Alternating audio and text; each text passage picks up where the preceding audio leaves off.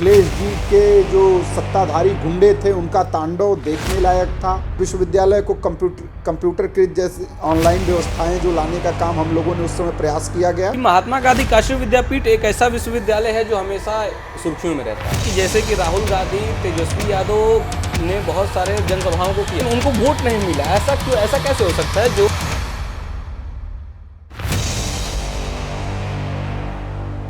जिस मंच पर स्नातकों, शिक्षकों और विशेषज्ञों की आवाज़ को पहुंचाया जाता है, उसी मंच के प्रत्याशी आज हमारे साथ हैं।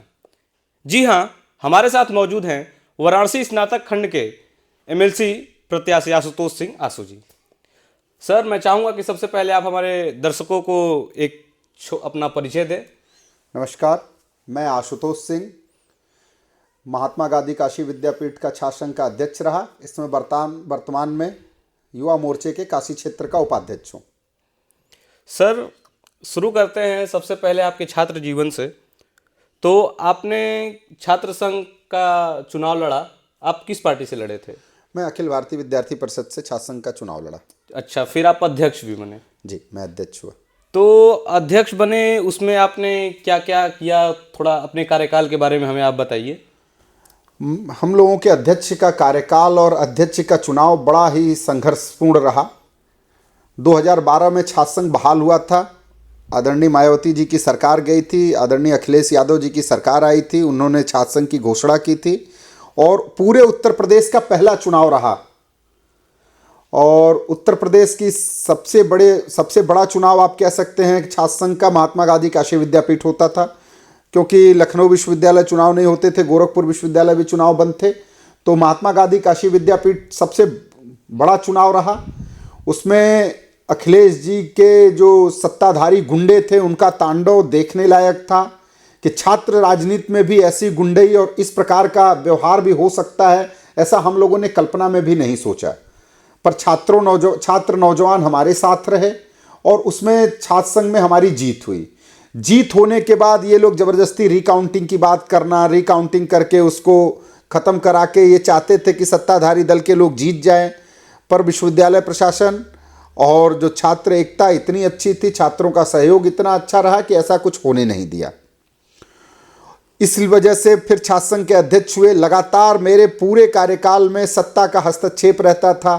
सत्ता नहीं चाहती थी कि अखिल भारतीय विद्यार्थी परिषद के पैनल से जीता हुआ जो छात्र है छात्रों की बात करे, परंतु हम लोगों ने अच्छा किया। जैसे विश्वविद्यालय को कंप्यूटरकृत जैसे ऑनलाइन व्यवस्थाएं जो लाने का काम हम लोगों ने उस समय प्रयास किया गया और विश्वविद्यालय प्रशासन के सहयोग से काउंसलिंग पहले ऑफलाइन होती थी, फिर ऑनलाइन हुआ, जिससे पारदर्शिता बढ़ी। पारदर्शिता इन द सेंस कि पहले होता क्या था कि किसी विद्यार्थी को सूचना गई कि नहीं गई ये पता नहीं चलता था। ये पार्शियलिटी हो जाती थी कि कोई विद्यार्थी ज़्यादा नंबर पाके उस विश्वविद्यालय में एडमिशन से वंचित रह जाता था और कोई कम पाके उसको ऊपर आके वो एडमिशन अपना पा जाता था। कर्मचारियों के साथ, अध्यापकों के साथ मिली भगत करके वो ऐसा होता था। पर हमने छात्र संघ में आने के बाद सबसे पहला जो हमने मुद्दा उठाया और विश्वविद्यालय ने उस चीज़ को माना, उस समय आदरणीय कुलपति जी ने उस चीज़ को समझा और उसको लागू किया। उसी समय से ऑनलाइन काउंसलिंग शुरू हुई कि जो जैसे सपोज दैट कि 140 की काउंसलिंग हो रही है तो 139 वाला बच्चा देख सकता है कि 140 से 39 आ रहा, 39 से 38 आ रहा, तो उसमें पार्शियलिटी होने की संभावना समाप्त हो गई। उस समय आपने अखिल भारतीय विद्यार्थी परिषद से चुनाव लड़ा, क्या रीजन था कि आपने विद्यार्थी परिषद ही चुना? विद्यार्थी परिषद एक ऐसा छात्र संगठन है, पहले तो पूरे भारत के सबसे बड़ा छात्र संगठन कोई है तो अखिल भारतीय विद्यार्थी परिषद। और अखिल भारतीय विद्यार्थी परिषद सेवा भाव और छात्र हित की बात करती है और हमको राष्ट्रीयता सिखाती है, हमें देश प्रेम बताती है कि देश के प्रति काम करने की भावना जो आती है वो अखिल भारतीय विद्यार्थी परिषद से आती है। और दूसरा जो किसी भी विद्यार्थी के जीवन के सबसे अमूल चूक परिवर्तन होता है वो है उसके संस्कार। तो वो संस्कार अखिल भारतीय विद्यार्थी परिषद में काम करने मात्र से ही वो संस्कार अपने पास आते हैं। उस समय सरकार समाजवादी पार्टी की थी, आप चाहते तो पीडीए भी ज्वाइन कर सकते थे और चुनाव लड़ सकते थे और शायद आपको सत्ता का कुछ सपोर्ट भी मिलता, लेकिन आपने ऐसा विपरीत धारा क्यों चुना? क्या इसके पीछे? काफ़ी प्रलोभन आए, उस समय भी प्रलोभन आए, लेकिन अखिल भारतीय विद्यार्थी परिषद के हम लोग कार्यकर्ता रहे और हम लोग उससे इस रूप से जुड़े हुए थे कि हम उसको छोड़ नहीं सकते। जी, महात्मा गांधी काशी विद्यापीठ एक ऐसा विश्वविद्यालय है जो हमेशा सुर्खियों में रहता है सुर्खियों में रहता है, उनके छात्रों में जो हमेशा धरने होते रहते हैं, या फिर जो भी अभी भी स्थिति वही है, क्या उस समय भी स्थिति वही थी? महात्मा गांधी काशी विद्यापीठ की जो स्थापना हुई थी वो स्वतंत्रता आंदोलन के लिए हुई थी। तो पढ़ाई तो हमारे यहाँ अच्छी होती ही है, पर आंदोलन की जो प्रवृत्ति हमारे जो स्थापना के समय से आंदोलन की प्रवृत्ति पूरे भारतवर्ष में कोई बड़ा आंदोलन हो तो उसकी शुरुआत महात्मा गांधी काशी विद्यापीठ से पहले होती थी। महात्मा गांधी जी भी 3 दिन का प्रवास कर चुके हैं हमारे काशी विद्यापीठ में, तो आंदोलन के लिए हुए। आज लाल बहादुर शास्त्री जी पूर्व प्रधानमंत्री जी हमारे काशी विद्यापीठ के स्टूडेंट रहे, और काशी विद्यापीठ से पढ़े हुए तमाम विद्यार्थी राजनीतिक जीवन में काफ़ी बड़े बड़े पोस्ट पे भी रहे। उस समय जो विश्वविद्यालय की हालत थी वो काफ़ी सत्ताधारियों के द्वारा मतलब कि प्रताड़ित किया जाता था लोगों को। उस समय सबसे बड़ी जो आपके सामने जो कह सकते हैं ऑब्स्टेकल था, या फिर क्या समस्या आती थी, सबसे ज़्यादा संघर्ष किस चीज़ को लेके हुआ? चुनाव के दौरान जो सत्ताधारी दलों ने एक नई व्यवस्था का प्रचलन कर दिया, क्योंकि पहले छात्र राजनीति में इतने पैसे खर्च नहीं होते थे, पर सत्ता के लोगों ने ऐसी स्थिति पैदा कर दी और इतना खर्च, जो शराब और मुर्गे का प्रचलन जो काशी विद्यापीठ हमारे यूनिवर्सिटी के छात्र संघ के चुनाव में लाया, वो ठीक नहीं था। उसके विरोध में हम लोगों ने हमेशा संघर्ष किया और छात्रों नौजवानों ने हमेशा मेरा साथ दिया, और बिना 1 रुपया खर्च किए, बिना किसी संसाधन के मैं चुनाव जीतने वाला पहला विश्वविद्यालय का अध्यक्ष रहा। अच्छा, उस समय आपने, क्योंकि पूरे प्रदेश में भी पहली बार चुनाव छात्र संघ का हुआ था, उसके बाद आप अध्यक्ष बने। अभी आप काशी क्षेत्र के उपाध्यक्ष हैं युवा मोर्चा के। ये जो सफर रहा, इस बीच में आपने क्या समस्याएं झेली? क्योंकि 2012 के बाद अब तो आपकी सरकार ही आ गई 14 में, उसके बाद फिर कुछ सपोर्ट मिलता रहा सरकार से? छात्र नेताओं के पास जो सबसे बड़ी समस्या होती है वो अर्थ की होती है जी। आज अगर कोई छात्र नेता, कोई छात्र संघ का अध्यक्ष, महामंत्री वो सफल नहीं हो पाता, तो उसका कारण जो राजनीति में अर्थीकरण आया हुआ है वही सबसे बड़ा कारण होता है। हम छात्र राजनीति में आते हैं, मिडिल क्लास परिवार से आते हैं, तो हमारे साथ कम से कम 50-100 लोगों की संख्या होती है। हमको पहले चिंता होती है कि वो लोग भोजन किए कि नहीं किए, उसके बाद फिर हम अपना भोजन करते हैं। और हमारे पास इतने खर्च होते हैं, और छात्र नेता किसी की गुलामी नहीं कर सकता। जो ओरिजिनल छात्र राजनीति से आता है वो किसी की गुलामी नहीं कर सकता, किसी भी वैसे व्यक्ति के पीछे पीछे लग के काम नहीं कर सकता। उसकी खुद की नैतिकता और विचार होते हैं, वो खुद में एक नेता होता है। तो अर्थ के कारण ही सबसे ज्यादा जो संघर्ष छात्र नेताओं को होता है वो अर्थ का ही होता है। चंदौली जिले के बहुत ही छोटे से गांव से आप आते थे। आपके पिताजी का जो बैकग्राउंड है वो काफी कृषि से रहा है, तो आपका अर्थ का स्रोत क्या था उस समय पे? क्योंकि इतने बड़े विश्वविद्यालय में चुनाव लड़ने के लिए एक अच्छा खासा पैसा चाहिए, उस आपका स्रोत उस समय क्या रहा? नहीं, हमारे साथी मित्र जो थे उन लोगों ने अपना चंदा लगा के, और कुछ पैसे जैसे हम लोगों को पॉकेट खर्च से मिलते थे, उस समय में छात्रावास जीवन में ही रहता था, तो बहुत खर्च हम लोगों को था नहीं। और हमारे साथ के जितने इष्ट मित्र थे, हमारे बैचमेट थे, उन लोगों ने अपने जेब का पैसा लगा के, और बहुत पैसा नहीं खर्च हुआ होगा, बहुत कम संसाधनों में, बहुत कम चीज़ों में हम लोगों ने चुनाव जीता।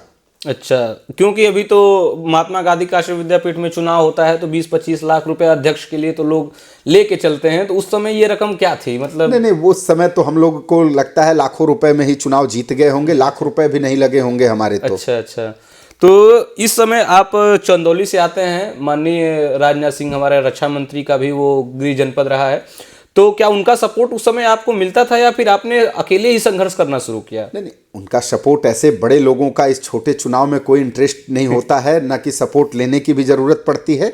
पर हम लोगों ने राजनीति में जो हम लोगों को हमारे आदर्श हैं, हमारी जो देख के उनको लगा कि नहीं, एक किसी सामान्य परिवार से भी राजनेता या किसी बड़े पद पे जाया जाता है, तो उन्हीं को देख के हम लोगों ने राजनीति की जो शुरुआत की, उन्हीं को देख के ही राजनीति की शुरुआत की है। आपके पास बहुत सारे ऑप्शंस थे 2012 में, क्योंकि आप 2012 में अध्यक्ष रहे, उस समय सपा की सरकार थी, ठीक है। उसके पास आपके पास ऑप्शन था, उस समय मोदी लहर भी नहीं था, ऑप्शन था कि और किसी पार्टी में जाए, लेकिन आपने छोड़ा, आपने भाजपा को चुना। क्या रीजन था? कुछ ऐसा चीज जो आपको बहुत ज्यादा मोटिवेट किया हो, अच्छा लगा भाजपा का? जो अखिल भारतीय विद्यार्थी परिषद में काम करने के बाद जो राष्ट्रवाद की भावना आती है, वो राष्ट्रवाद की भावना से हम लोग प्रेरित होके संगठन में जब राजनीतिक दल चुनने की बारी आई, तो भारतीय जनता पार्टी से अच्छा कोई दल नहीं दिखा जिसमें राष्ट्रहित की भावना से बात की जाती हो।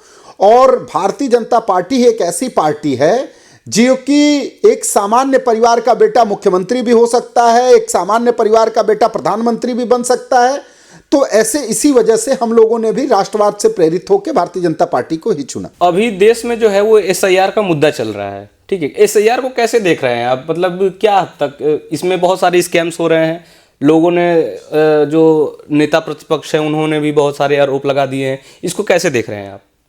नहीं, एसआईआर तो देश के लिए बहुत जरूरी है। आज हम सुनते हैं, जैसे हम अपने काशी विद्यापीठ की बात कर ले, सबसे पढ़ा लिखा तबका वहाँ रहता है और वोटिंग परसेंटेज होता है 30% 35%। उसका एक कारण है, क्योंकि जो अध्यापक पिछले 10-15 वर्ष पहले ही वहाँ से रिटायर होके जा चुके हैं, पर उसी आवाज़ से उनका नाम चला आ रहा है जी।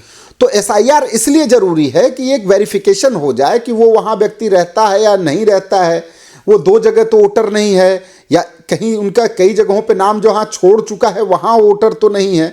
तो ऐसी जगहों पे एसआईआर तो बहुत ज़रूरी है। जैसे कोई गाड़ी से, हम जिस गाड़ी से चलते हैं उसका मोबिल हर साल पलटी करते हैं कि कुछ चीज़ें खराब तो नहीं हो, तो एक बार एसआईआर हो जाने से और अपना डॉक्यूमेंट दे देने से अगर चीज़ें ठीक हो जाए तो हमको करना चाहिए। नहीं तो ये बहुत बड़ा ब्लेम लगाया जा रहा है कि एसआईआर के तहत जो भाजपा सरकार है वो लोगों का नाम वोटर लिस्ट से काट के हटा दे रही है। कैसे काट सकती है? बीएलओ उनके पास जा रहा है, बीएलओ को अपना फॉर्म दे दें, उसके बाद आपत्ति का समय है, अगर उनका नाम कटता है उसके बाद भी आपत्ति का है कि आप आपत्ति कर सकते हैं। तो आप अगर अपना फॉर्म भर देंगे और आप अगर लीगलाइज होंगे तो आपका नाम नहीं कट सकता। राहुल गांधी जो हैं वो प्रेस कॉन्फ्रेंस पे कॉन्फ्रेंस किए जा रहे हैं, वो डायरेक्ट एक मुद्दा लेके आ चुके हैं वोट चोरी का और ईवीएम में गड़बड़ी का। नहीं, वोट चोरी का जो मुद्दा लेके आया वो बिहार का रिजल्ट तो प्रदर्शित कर दिया जी कि वोट चोरी होती क्या है और क्या है। ये देश को भ्रमित करने वाले मुद्दे हैं और एसआईआर में ऐसा कुछ भी नहीं है जिसमें वोट काटने की प्रक्रिया है। एसआईआर का अर्थ है कि अगर आप हैं उपस्थित, आपको अपना डॉक्यूमेंट प्रस्तुत कर दीजिए, वो सिर्फ एक वेरिफिकेशन प्रक्रिया है।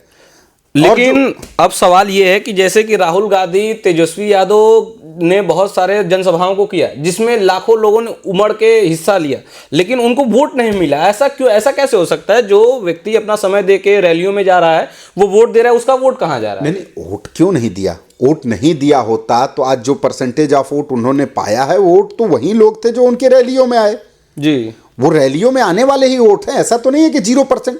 सीट उनकी कम हुई और हमको वोट देने वाले, एनडीए को वोट देने वालों की संख्या ज्यादा रही, ये कह सकते हैं। और उनका कहना कि वोट नहीं देना तो ये तो मूर्खतापूर्ण बात हुई। हमको ज्यादा मिला है, उनको कम मिला है। और वोट चोरी कोई देश का मुद्दा नहीं था। बिहार ने एकदम सीधे सीधे से नकार दिया कि वोट चोरी कहीं नहीं हुई है और आगे आने वाले चुनाव में अगर ये मुद्दा लेके आते हैं तो बिहार से भी ज्यादा बुरा प्रदर्शन इनका होता चला जाएगा। सब मानने को तैयार है, लेकिन राहुल गांधी नहीं मान रहे हैं। राहुल गांधी ने कुछ दिन पहले एक प्रेस कॉन्फ्रेंस करा था, उसमें उन्होंने पूरा दिया कि एक लड़की कोई अफगान की कोई मॉडल थी, अफगान की मॉडल थी, उन्होंने उस हर किसी के वोटर आईडी पे उसका फोटो लगा है, या फिर ऐसा सबका जो हाउस नंबर है वो सेम है। इन सब चीज़ों का बता के उन्होंने कहा Rahul ji full time politician है ही नहीं। Rahul ji part time politician हैं। वो जब जब चुनाव आते हैं तो कुछ ऐसे सगुफे लेके आते हैं, भारत की देश की जनता को बताते हैं, और फिर चुनाव के बाद आप बिहार का चुनाव बीते 15-20 दिन हो चुके हैं, राहुल गांधी जी का कोई बयान नहीं आया।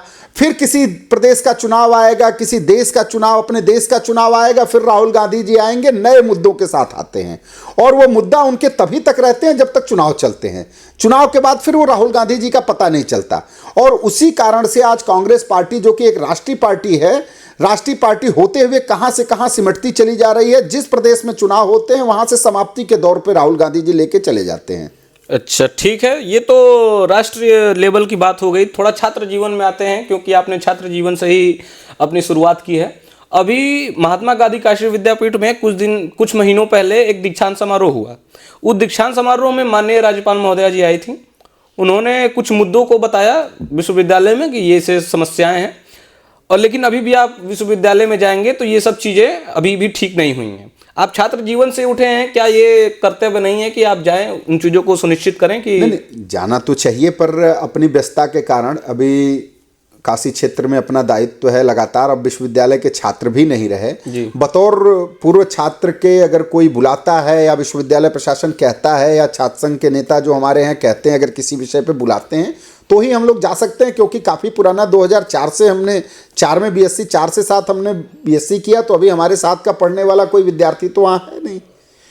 तो बुलाने पे स्थिति पे अगर विश्वविद्यालय प्रशासन या छात्र नेता अगर बुलाते हैं तो फिर जाया जा सकता है, ऐसे कहाँ जाया जा सकता है? फिलहाल विद्यापीठ में जो प्रशासन की जो मनमानी है वो काफ़ी अपने चरम पे है, आपको बता दें, क्योंकि माननीय राज्यपाल महोदया जी ने कह दिया और वो चीज़ सही नहीं हुआ। उन्होंने कहा कैंटीन खुलवाओ, नहीं खुला। उन्होंने कहा हॉस्टल का जो अलॉटमेंट है वो कराइए, नहीं सही हुआ। शिक्षा मंत्री जी आए थे, उन्होंने जो जिम का पूरा मुआयना किया, उन्होंने कहा ठीक कराइए, अभी तक नहीं सही हुआ।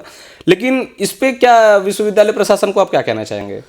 नहीं, विश्वविद्यालय प्रशासन को एक उस संज्ञान में लेके छात्रों की जो मूलभूत आवश्यकताएं हैं उसको तो करनी ही चाहिए। अगर वो नहीं करते हैं तो कहीं ना कहीं विश्वविद्यालय प्रशासन की ये फेल्योर मानी जाएगी। आज का जो छात्र संघ है और जो छात्र नेता है वो केवल रीलों में उलझ के रह गया है, क्योंकि अब देखते हैं कि हमारे विश्वविद्यालय में छात्र संघ का धरना होता है, 10 मिनट का धरना होता है जिसमें केवल रीलें बनती हैं, उसके बाद सब उठ जाते हैं। इसको लेके आप छात्र नेताओं को क्या संदेश दे रहे हैं? छात्र नेताओं को जो संदेश है कि छात्रों के साथ जितना जुड़ाव रहेगा, अभी जो छात्र राजनीति में हम लोगों ने गिरावट देखी है, छात्र और छात्र नेताओं के बीच का गैप बहुत बढ़ा हुआ है। अगर छात्र आपके साथ हैं तो ही आप छात्रों के नेता हैं, अन्यथा आप हैं नहीं। अभी जैसे पहले के धरने होते थे, हम लोग 2-2, 3-3 दिन बैठते थे धरनों पे, अभी ये कल्चर धीरे धीरे समाप्ति के दौर पे है। अभी 2 घंटे 3 घंटे के धरने होते हैं। पहले छात्र आंदोलन हम लोग करते थे तो सैकड़ों हजारों की संख्या आंदोलनों में रहती थी, अभी 10, 15, 20 की संख्या हो गई है। तो जो सबसे प्रमुख कारण इसका है कि छात्रों और छात्र नेताओं के बीच में गैप बहुत बना हुआ है। उस गैप को कम करने के लिए आपको छात्रों की समस्याओं और छात्रों के हितों पे बात करना होगा और छात्रों के साथ अपना पर्सनल इंटरेक्शन बढ़ाना होगा। 2012 में तो कुछ रील था नहीं, रील था 2012 में, आप लोगों ने ऑनलाइन प्रचार हम लोगों के समय तो सोशल मीडिया का शुरुआती रहा और बहुत सोशल मीडिया का प्रभाव जब मैं चुनाव लड़ता था तब तक तो नहीं था, उसके बाद से चीज़ें धीरे धीरे बढ़ती गई। उस समय सोशल मीडिया का प्रभाव कम था पर कम था। तब तो उस समय सोशल मीडिया का प्रभाव कम था, तो जो प्रचार प्रसार वो काफ़ी मुश्किल होता होगा, क्योंकि इतना बड़ा क्षेत्र है, इतने सारे। हम लोगों ने लगभग उस समय मुझे याद है करीब 4,500 से 5,000 विद्यार्थियों के घर जाके मैं मोटरसाइकिल से उनके घर जाके उनसे निवेदन करके आया था। मैं कैंपस के अलावा मैं घर जाके उनसे, जैसे खाली समय हमारा बचता था 2 बजे के बाद, तो उनके घर जाके उनसे बात करके उनके साथ पर्सनल इंटरेक्शन करता था। तो 4,500 से 5,000 विद्यार्थियों के घर में गया था। इन सब के बीच सबसे बड़ा मोटिवेशन क्या रहा आपका? छात्र संघ में देखते देखते कई छात्र नेताओं को हम लोगों ने देखा था। छात्र नेता लगता था कि नहीं छात्रों के लिए कुछ कर सकता है। तो छात्र राजनीति में मैंने जब विश्वविद्यालय में हम लोगों ने एडमिशन लिया तो हमारी जो faculty BSc in handloom science थी। बीएससी इन हैंडलूम साइंस सबसे उपेक्षित फैकल्टी हुआ करती थी। तो 2004 में जब मैं एडमिशन लिया, उसी समय से छात्र हितों के लिए कुछ ना कुछ बात करना, तो बड़ा दुर्भाग्य रहा कि हम लोग जहां पढ़ते थे तो वहां क्लासरूम भी नहीं मिला था हम लोगों को। तो क्लासरूम के लिए भी संघर्ष किया गया है हम लोगों ने। तो छात्र राजनीति तो हमारी शुरू हो जाती है 2004 से ही। छात्रों के हितों के लिए बात करना, रजिस्ट्रार से बात करना, कुलपति से बात करना। एक ही रूम में हमारे 3 सेमेस्टर चलते थे तो वो टाइमिंग वाइज बधे होते थे, तो बात करके फिर दूसरे कक्ष का अलॉटमेंट करना। तो ये 2004 से ही प्रेरणा मिल गई थी और छात्रों के लिए कुछ करने की बात जो मंशा होती थी वो आ गई थी हम लोगों को। ठीक है, अब छात्र जीवन से आगे बढ़ते हैं। अभी आप स्नातक एमएलसी का चुनाव लड़ रहे हैं, थोड़ा दर्शकों को बताइए कि ये स्नातक एमएलसी का चुनाव होता क्या है। उत्तर प्रदेश सरकार में एमएलसी जो बनाए जाते हैं तो ये एमएलसी होता है स्नातक एमएलसी, जिसमें 8 जिले आते हैं जी।